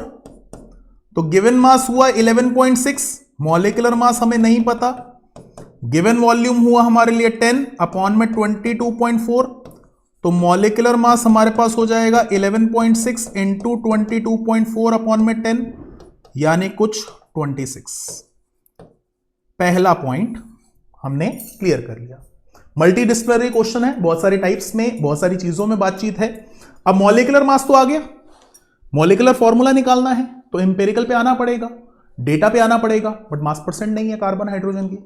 क्या डेटा है सर? मैंने उस सैंपल को जलाया और CO2 और H2O बना, कितना कितना बना वो दे रखा है, तो क्या मैं उससे कार्बन हाइड्रोजन निकाल सकता हूं? निकाल सकता हूं। तो मैं लिख सकता हूं एज पर स्टोशियोमेट्री कार्बन के साथ ऑक्सीजन जुड़ा CO2 बना, कितना ग्राम बना? 3.38 ग्राम्स। भैया मास में तो मैं बात ही नहीं करूंगा, मैं तो मोल्स में बात करूंगा। तो नंबर ऑफ मोल्स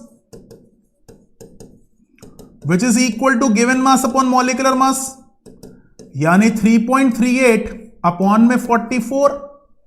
और इसी तरीके से दूसरे का भी निकाल ले, ये भैया CO2 हो, number of moles given mass upon में मॉलिक्यूलर मास, यानी 0.690 अपॉन में H2O की बात करें तो 18 कौन है? H2O। तो यहां पर अगर हम इनको सॉल्व करते हैं तो 3.38 डिवाइडेड बाय 44 0.076, तो ये आया 0.076 और आप आए 0.038। अब यहां पर हमारी रेशियो है भैया 1:1, तो मैं बोल सकता हूं therefore moles of carbon will be 0.076 moles, और इसी तरीके से H2 plus half O2 gives H2O, ratio is 1:1, तो आपके पास मोल्स आ गए 0.038 मोल्स, और क्योंकि H2 के मोल्स हैं तो हाइड्रोजन के निकाल लें, देयरफॉर हाइड्रोजन के मोल्स भी हो गए 0.076 मोल्स। खुशी की लहर हमारे अंदर। अब टेबल पे बात आएगी, तो टेबल मतलब हम टेबल पे नहीं जाएंगे खाना वाना खाने, बट इस टेबल पे बातचीत आएगी, तो इस टेबल को बना लेते हैं, बहुत जरूरी है हमारे लिए। सबसे पहला एलिमेंट, आज क्योंकि मोल्स मोल्स हैं तो सीधा मोल्स, फिर सिंप्लीफाइड रेशियो और मिनिमम पॉसिबल रेशियो। तो यहां पर एलिमेंट कार्बन और हाइड्रोजन, मोल्स 0.076 और simplified ratio 1:1 by minimum possible ratio भी 1:1। तो हमारे लिए कलर चेंज कर लेता हूं ताकि आपको दिक्कत ना रहे। एम्पेरिकल रेशियो बन गई कार्बन इस टू हाइड्रोजन की 1:1, एम्पेरिकल फॉर्मूला बन गया CH, और एम्पेरिकल मास बन गया 13। अब मॉलिक्यूलर मास वाले फॉर्मूला पे आए, तो molecular mass equals to empirical mass multiplied by E factor. तो भाई तुम 26, हम 13, ई फैक्टर निकाल लेंगे, तो ई फैक्टर निकल गया हमारे पास 2 का, और इसी ई फैक्टर को इस्तेमाल करेंगे एम्पेरिकल फॉर्मूला को मल्टीप्लाई करने के लिए, तो आप बन जाएंगे CH मल्टीप्लाइड बाय 2 यानी C2H2। तो हमारे पास मॉलिक्यूलर फॉर्मूला बन गया C2H2, मॉलिक्यूलर मास बन गया 26 और एम्पेरिकल फॉर्मूला बन गया CH। बड़ा ही बढ़िया क्वेश्चन है, मुझे तो बहुत मजा आता है ये क्वेश्चन करने में और करवाने में, या ऐसे टाइप का क्वेश्चन करने में और करवाने में। तो ध्यान दीजिएगा, ये बहुत ही इंपॉर्टेंट क्वेश्चन है और चीजें बहुत इंपॉर्टेंट रहती हैं। जरा स्ट्रीमलाइन करें इस पूरे की पूरी जर्नी को, क्योंकि असाइनमेंट करना है, बिना असाइनमेंट के काम नहीं चलने वाला। MCQ क्वेश्चंस का भी असाइनमेंट करना है, क्योंकि एकमात्र मुझे ऐसा लगता है, क्योंकि बहुत सारे बच्चे जो परेशानियां मेरे सामने रखते हैं, रजौरी गार्डन से, रमेश नगर से, मेरे पास पटेल नगर से बच्चा आता है, करमपुरा से बच्चा आता है, जनकपुरी आता है, विकासपुरी आता है, बहुत दूर दूर से मेरे पास बच्चा पढ़ने को आता है। और मुझे अक्सर यही चीज दिखती है, सामने नजर आती है कि मतलब प्रैक्टिस के लिए असाइनमेंट्स नहीं होना, या डाउट्स कम होना, या कह सकते हैं अवेलेबिलिटी नहीं होना टीचर की। भैया 2 घंटे के लिए आए, यहां से आए वहां को गए, वहां से आए यहां को गए, नहीं, अपनी जगह रमेश नगर, रजौरी गार्डन, मानसरोवर गार्डन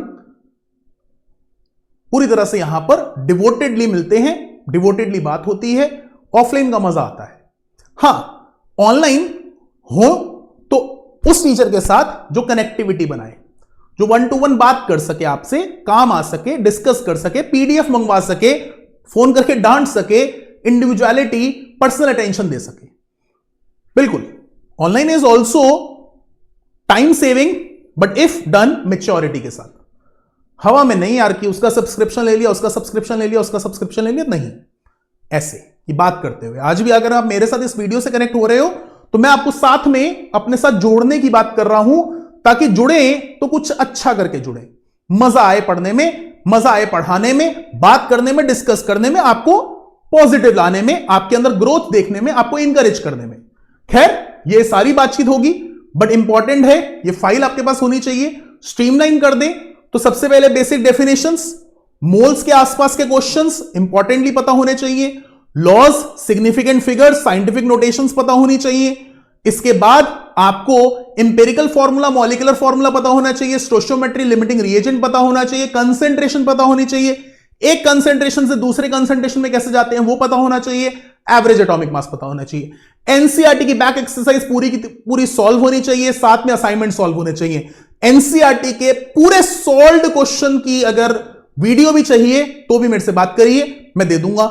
इसी के साथ साथ अगर आपको कुछ और भी असिस्टेंस चाहिए, कुछ और भी हेल्प चाहिए तो बिल्कुल जुड़िए। इवन किसी और सब्जेक्ट में भी चाहिए तो भी जुड़िए। आपके जितने भी फ्रेंड्स हैं उनको यार लिंक शेयर करिए, क्योंकि आप लोग हमें मोटिवेट करेंगे तभी हम आपके साथ सपोर्ट में खड़े होंगे।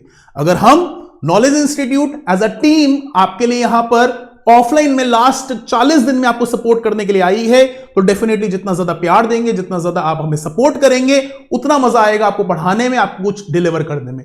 मिलेंगे नेक्स्ट वीडियो में। टाइम शेड्यूल प्लीज ध्यान रखिएगा। मेरा टेस्ट 6 को है, 6 को टेस्ट दीजिए और 6 को सेकेंड वीडियो यानी स्ट्रक्चर ऑफ एन एटम की वीडियो आएगी एग्जैक्टली 2 दिन बाद। उस वीडियो को ध्यान से देखेंगे, उस चीजों को ध्यान से कंप्लीट करेंगे। मिलेंगे नेक्स्ट क्लास में, तब तक के लिए टेक केयर, जय हिंद।